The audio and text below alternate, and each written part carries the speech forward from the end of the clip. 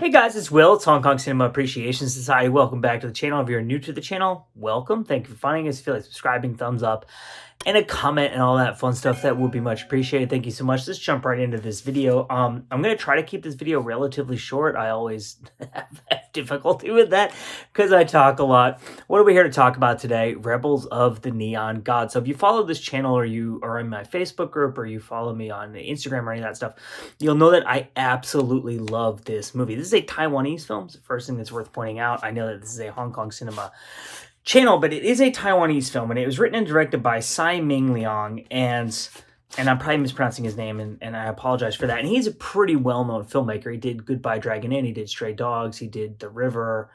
Stray Dogs, not the Kurosawa film, and not the remake of the Kurosawa film, but a completely different film. But I've heard really great things about that movie. This is the only movie of his I've seen. I've heard really great things about a lot of his other films, and I really want to get my hands on them and watch them. And I just haven't had the chance yet. My story with this movie is that this was remastered in, I think, like 2014. I don't exactly remember when. And there's this really great theater in LA called the New Art. It's like a really fun single screen, big old theater. It has like, I think it has a stage in it, or it did at some point. And they do like Rocky Horror Picture Show, and it's got like the huge marquee out front with like the letters. It's a really, really cool theater.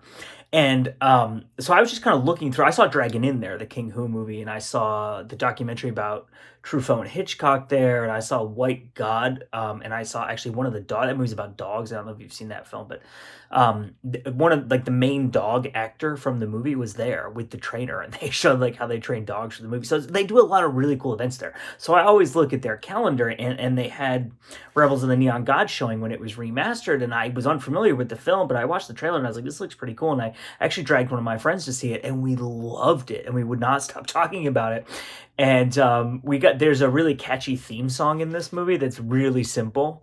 It's just kind of a bass line, and it goes like bum bum bum bum bum bum bum bum bum bum bum bum bum bum bum bum bum bum, like kind of like that. And we would just like kept humming that and like sending each other the YouTube links to the theme song stuff. Anyway, I loved this movie. It's a very unique, very interesting film. And so when I found out that, so this was released by Big World Pictures, which you can see on the spine of this slipcase here. And Big World Pictures is a Vinegar Syndrome affiliate label. So basically what happened was at some point I was talking about Taiwanese films. I think it was maybe when Execution in Autumn was announced. And someone in my Patreon, one of my patrons, said, hey, you know Rebels of the Neon God, which I've heard you talk about before, was released by Vinegar Syndrome. So I put a poll on YouTube. Should I buy this movie and review it, even though it's a Taiwanese film? It's not a Hong Kong film. And it was like more than 90% of people said yes. So I was like, all right, let's do it. So there are two versions of this. There's the version with the slipcase and the version without the slipcase. It was like $6 more to get the version with the slipcase. I bought it through Vinegar Syndrome directly. The version without the slipcase you get on like Amazon or whatever. You have to get the slipcase version through Vinegar Syndrome. And so it's like an exclusive slipcase. Other than that, the editions are not different. But I figured I know people on this channel love physical media, and I thought they would want to see kind of all the bells and whistles of the release, so I did get the version with the slipcase. So this film was released in 1992. What I'm going to do is just kind of tell you briefly what it's about. I'm going to show off the release to you, talk about the release, and then give you kind of just like my thoughts upon revisiting, because this is the first time I rewatched this since I initially saw it. So the movie does not have a plot in like a traditional sense. It really has kind of, you're following groups of characters. The guy who made this movie is one of his favorite movies. If not, he has said in the past that his favorite movie is The 400 Blows, which is a movie that really doesn't have a story, which is also one of my, I guess I shouldn't say it doesn't have a story. It doesn't have like a plot in the sense that like a thriller or a genre film would have a plot. Really, it's a character piece. The 400 Blows is one of my all-time favorite movies. And I saw it in theaters, and Christoph Waltz was sitting directly in front of me. So that was a fun little story. And I didn't know when I first saw this that he's a big fan of that. And so upon re-seeing it, I'm like, oh yeah, it's like really obvious, right? But it has that kind of drifting kind of listlessness to it, and that kind of sense of not really having a like, here's the event and now these things happen, right? You're just following these characters on a journey. The big difference being that this is more of an ensemble piece, and the 400 Blows is really about like one character, right? So you have two kind of chunks of this movie. One half of it is about this character named Ase, and I'm probably mispronouncing his name. I apologize for that. And he's got like a best friend, and the two of them are just kind of like these punk kids. Like they're like in their early 20s. I think they're like around 20, and they drive around. It takes place in Taipei, so they're driving around Taipei. This is this big city with like the neon signs, and like the locations in this movie are incredible. I've never been to Taiwan, and it just makes you feel like you're there, and it's like a free plane ticket to, you get to experience, not only do you get to experience Taipei, but in the 90s too, like a world that doesn't exist anymore. And actually I posted a picture of the Blu-ray when I watched it last week in my Facebook group, and Mike Leader was like, oh man, that makes me miss Taiwan so much. So they're just like these kind of these punk kids who are like, they don't have jobs, and they commit like petty crimes to make money, and then they spend the money on like beer, and like they hang out in arcade a lot, and they play like a lot of video games and stuff like that, and they're just kind of, they have no purpose in life really, and they're just kind of drifting. And like the main guy Ase, he doesn't really have parents. Like he lives with his older brother, and his older brother's like never around. And so what ends up happening that kind of sets off their story is they become friends with this girl. She's really a young woman. She says in the movie, I believe, that she's 20. And so what happens is she actually has sex with the older brother, and then he leaves and goes to work and just leaves her in the apartment, and she meets Ase, and they're kind of like the same age, and they get along like really well right away. So they kind of become friends, and then there's like this, they flirt with each other, they have like crushes on one another, and then that kind of goes from there, and the best friend is there too. And some of those scenes honestly really remind me of Y Tu Mamá También, which is another one of my all-time favorite movies. There's so many great scenes in that movie of the Gael Garcia Bernal character, the Diego Luna character, and then the Maribel, I can't remember her last name, the female character in that. Verdu, she's a Spanish actress. She's in Pan's Labyrinth too.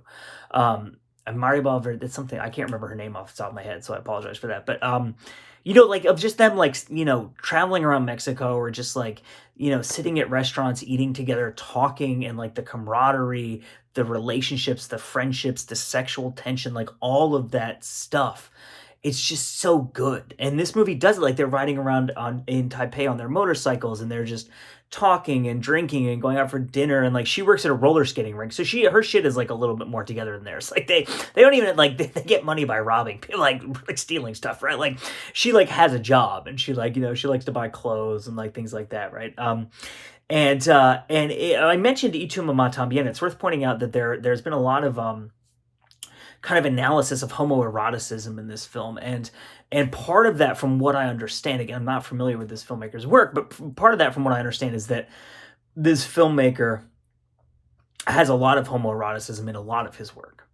And so, and I don't know if he's gay. Honestly, I don't really know that much about him.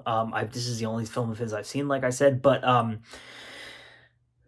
So I think part of that is people reading this movie as a part of his work, and the kind of overarching homoeroticism that you see in a lot of these films. I would argue, from my personal perspective, I see more homoeroticism in the perspective of the camera than I see in the character relationships. I do see what people are talking about with the homoeroticism between two of the characters in this movie, and the way that one of them looks at the other one, and kind of his look changes throughout the movie to be more like the other one. And it's kind of this no man's land between like pure, unadulterated, open sexual attraction and like admiration.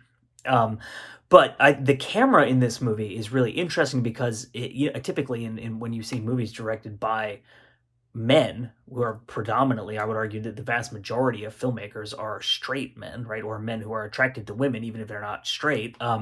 It's women who are sexualized, and men's bodies are kind of looked at as more routine and benign, right? But in this movie, it's the other way around. Like there are scenes of the woman, and there's one scene in particular of the female character where she's just in her underwear and nothing else, and it's not sexual at all. It's very like kind of functional. Whereas there are a lot of scenes in this movie of men in their underwear, men getting dressed, men getting changed, men just lying on their bed smoking cigarettes with no pants on, that are very sexual, that focus on like how young and fit and beautiful they are, and their bodies, and it feels very much like the camera is sexualizing men in a way that you are more accustomed to the camera sexualizing and romanticizing women. It romanticizes the men too in a way, in an interesting way. So I thought that was really interesting, and reading more about that with having this release is pretty interesting. So so you have that group of characters, and then you have Shao Kahn, who's this young guy who is he lives with his parents. His dad's a taxi driver, and his mom works, I think, in like an elementary school or something. She's like a cook or something. She's not like a teacher. And he's doing like what seems to be the right thing, right? So he's like taking classes at a cram school for the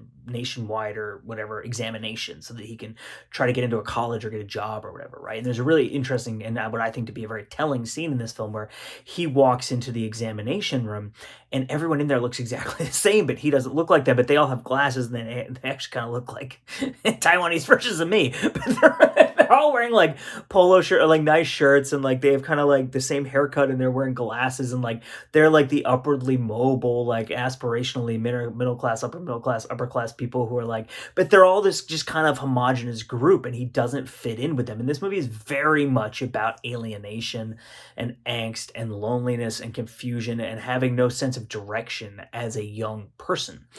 And so Shao Kahn decides to drop out of his classes, and then he just kind of wanders around the city, and his life ends up overlapping with the other characters. It is interesting that a lot of the Ase stuff and stuff with his friends groups, that takes place at night, and the Shao Kahn stuff takes place during the day. But then what ends up happening is their paths cross, and they have interactions with one another, and the formula I came up with for this movie is 400 blows plus Wong Kar-wai plus Train Spotting, which I know is a weird thing, but I will explain the Train Spotting thing. But it has this very Wong Kar-wai thing of this big, very Fallen Angels, big city, isolated people, loneliness, confusion, angst, desperation, and the way that their paths cross.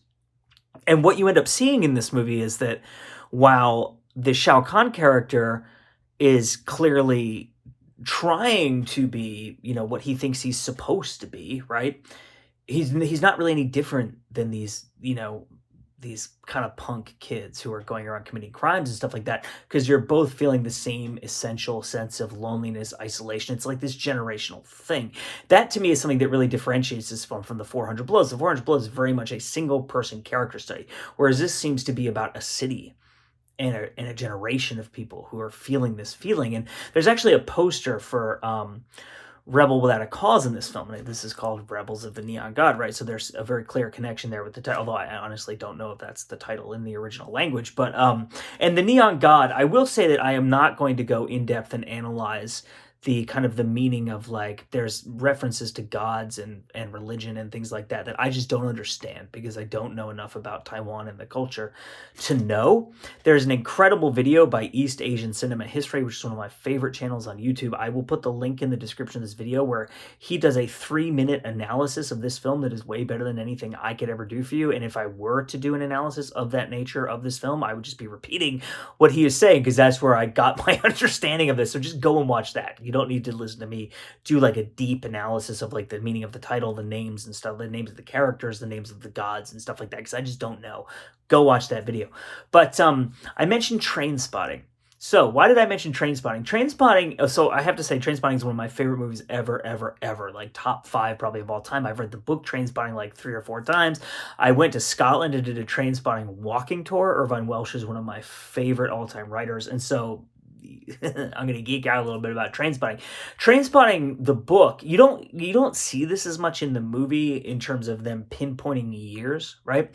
But you can see it in the movie through the music. Danny Boyle has talked about this in interviews, that if you listen to the music that is in the scenes, you know when those scenes are taking place, because they were trying to use the music to indicate the flow of time, because that book and that movie takes place across a number of years, which is the 80s into the 90s. And so what that movie and that book are looking at is the kind of like what was going on in the 80s in Britain with, you had the economic stagnation of the 70s and the 80s, and you had the complete collapse of like the working class, of people like Margaret Thatcher and all these politicians who were getting rid of like the mines and like these traditional working class jobs, and this big division between this country that felt like post-war, everyone was in it together, and then this huge stark class division, and then just these stagnating conditions of these cities, and then the rise of the heroin epidemic in the 1980s, and AIDS and all of that stuff, right? But then coming out of that into the 90s, when there was this huge economic boom, and all of a sudden there were all these jobs for people, and there was this huge generational shift. And this movie taking place in Taipei in the early 90s, like, you see construction sites all over the place. And you see, like I said, this exam class where there's this whole generation of young people out there trying to get these jobs. Like, it feels like this is a place that is starting to come awake after a hibernation. But you still have these punk kids who've just been so disillusioned by their lives and that stagnation that they lived through, that they feel totally alienated from everything. But there's just some really powerful moments of like, there's a scene where the three, Ase and his buddy and the young woman that they both have a crush on, they're drunk. They're out drunk after like getting dinner together or something like that, and they stumble upon like a construction site, and it's such like a pregnant image of like, it can mean so many things. Like, they are works in progress under construction because they're young and they're trying to find their way, but also they are standing on the precipice of the future. And are they the future, or are they simply present while the future is happening around them? And, things are going down and things are coming up, and will the future be better? Will the past be better? Like, there's so many metaphors in young people in a construction site in the middle of the night in this big city, that it's just, and that's one of the things I love about this movie, is that the meaning is sometimes, or I would say very frequently, not sometimes, there's very frequent ambiguity and kind of esotericism in the metaphors and the images of this film. But I love that because it can mean so many things, and however the mood strikes you, you could see it in different ways. And there's a really incredible tone to this film that really does remind me of Wong Kar-wai and, again, Fallen Angels. It's just kind of this otherworldly, almost sci-fi, alienating strangeness to it, with this repetitious music, and there's bursts of violence and sexuality, and really beautiful cinematography and drifting camera, and it's just all comes together to create this very unique and original work, I think. So I said I was going to tell you what it was about, but what I ended up doing was doing my own little review and telling you what it was about at the same time. So now, to show you the physical release, I really like the quality of this slipcase. I'm not entirely sure what this image has to do with the film, but it is aesthetically pleasing and it's interesting to look at, and I like the colors on it. And this is partially embossed, like the letters are a different texture than the red. Like, this is a really nice, well-printed slipcase, so I can't fault that at all. And then you pull it out, and this is actually, so there's reversible art. When I first got it and I opened it, it had, well, let me just show you what's in. So there's a booklet and there's a case. And the disc, rather, excuse me. Obviously, there's a case. So this is what it looked like when I first pulled it out. But then I like this a lot more, honestly. So I flipped it over, and I have this as the artwork there. And I would imagine if you get the version without the slipcase, you will also get like the reversible cover there. But I don't honestly know for sure. And again, Big World Pictures released this through Vinegar Syndrome. So here's the booklet. There's that image, and so this is the Ase character, and this is the Shao Kahn character, and you can see here that they're wearing the same outfit, right? And so there's a scene-specific commentary track on here that's like 20 or 25 minutes, and it is done by Andy Gomez. And so Andy Gomez goes through a number of scenes in the film and analyzes metaphor and character and things like that. And one of the points that Andy Gomez makes is that these two characters kind of become one another in a way. I have a different interpretation of that. To me, it's more about showing that they are the same, though they are separated by a number of things within their society, that there is an inherent fundamental similarity to who they are, not that they are becoming one another. Um, that might be a very subtle difference in terms of interpretation. But so, Rebels of the Neon Gods, Self-Reflection in Typhoon Water by Ariel Esteban Cayer is the essay here. The essay and the scene-specific commentary are both very academic in nature. They analyze the film, and they both make some interesting points about like some of the metaphor. Like there's a lot of water imagery in this, and there's some interesting points made about the water imagery. This compares the films of this filmmaker to Truffaut, which I found interesting. I'm a huge fan of Truffaut, and I've seen, I think, all but like one of Truffaut's films, and so I did get a lot out of the Truffaut comparisons. I'm not always like a big fan. Here's what I'll say, and so this is Ase, and this is the female character who he becomes friends with, and then this is his buddy here, who he's like hanging out with all the time, who you can also see here. Academic film analysis. For me, as someone who went to film school for making films rather than analyzing them as academic things, my interest in commentary and writing on films is from a different perspective than academic. Let me try to explain it to you this way. An academic sees a completed work that is like essentially a dead text. They watch something and then they analyze it as though every piece of it was immaculately created to be exactly a certain way, and can be, and every single thing can be picked apart as part of a central kind of hive mind, or like a central brain has created everything and immaculately arranged it, and it can be analyzed as such. Whereas when you are a creative person, when you create things yourself, what you realize, especially with film, because it's so collaborative and there's so much money involved, and because of that, there's so many constraints, and things constantly change, and things change in editing, things change during filming, things change in pre-production. Actors change things with their interpretations of characters. Cinematographers change things with the way they want to shoot stuff.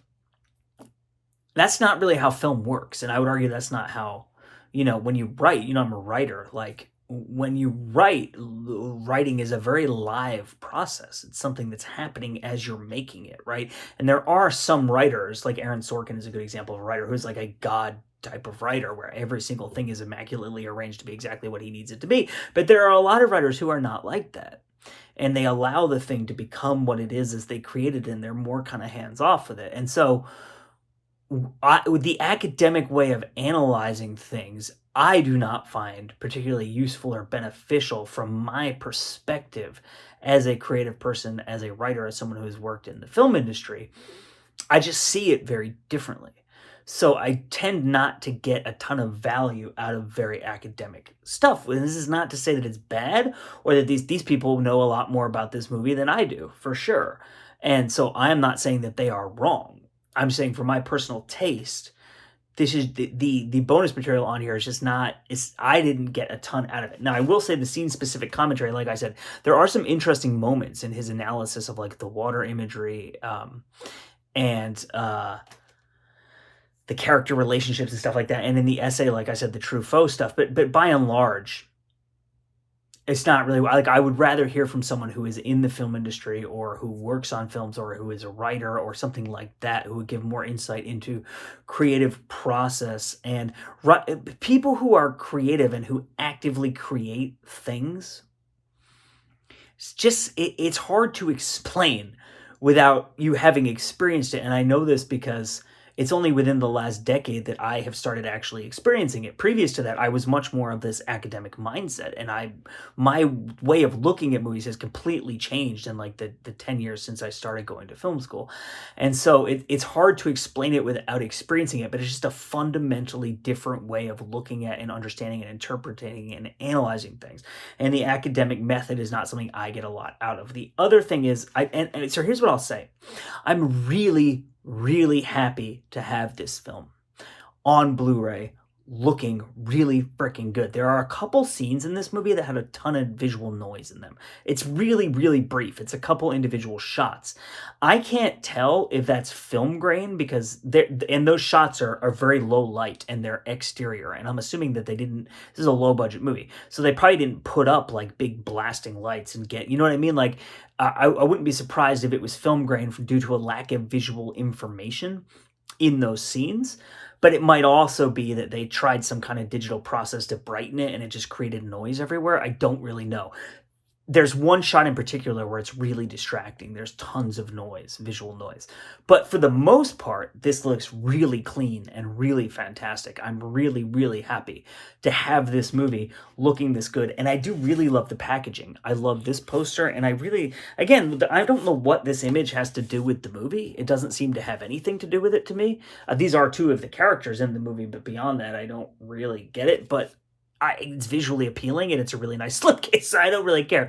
Like it's weird, it's smoke, right? There's not like a lot of smoke imagery in this movie. There's a lot of rain and water imagery, and there's kind of like the Ase character is very kind of nocturnal and crepuscular, and so there's that kind of imagery. But I'm not sure where the smoke comes from. But if I'm going to criticize this release for anything, I'm not usually very critical or harsh on this channel. I would argue that I feel like there's more stuff they could have put on here. This is for the world in which he exists, this is a very famous filmmaker. And I have a hard time believing that there are no interviews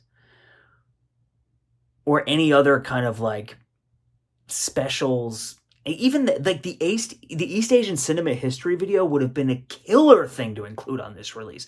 3 minutes long, and it analyzes so much about this movie. Like, there's got to be other shit like that. This movie has been out and by the way, happy birthday to this movie. It's the 30th anniversary of this film in 2022 because it came out in 1992. There's got to be other stuff out here for this movie, and I don't know if it's because Big World Pictures doesn't have a big budget. It might also be that they genuinely didn't think a lot of people would buy this movie because it's not... It's a weird film. I've heard from people who were seeing these types of films in theaters in the 90s that for many, many years, this film was like impossible to find. And this director had a reputation, but in America, like no one could find this movie. And then it slowly started to show up. But it's a film that I think was considered a cult classic and is now, there's even a quote here on the back, I think, that says, "No longer simply a cult classic, Rebels of the Neon God is part of the history of gay youth consciousness and popular culture." That's from Armand White from out.com. And that's, again, to talk about the homoeroticism of the film and kind of the gay themes that are found in this and the way that one of the characters kind of starts to uncover what might be his sexual desires for another man, right? And then you have Tony Raines, actually, there's a quote here. "No director since Fassbinder has such insight into the lives of lost young men in crumbling inner cities as Tsai Ming-liang delivers in this devastating first feature, brilliantly observed, as tender as a Lou Reed elegy." I think this is a very beautiful, incredible film, and I feel like there's got to be more shit out there about this movie. But again, I don't know if they didn't think it would sell that well. I don't know if they didn't have the budget for it, but I have a hard time believing that there's not other stuff out there about this movie. So maybe Eureka will put this in their Masters of Cinema line and then load it up with bonus material. Who knows? I don't know. That's my one thing. I want more. But the movie looks great. I love the packaging, and I love this movie. I'm very happy to have it.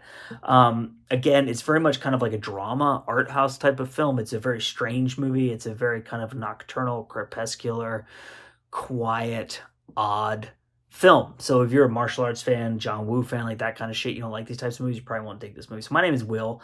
The film is Rebels of the Neon God. I thank you so much for watching, as always, and we will see you next time.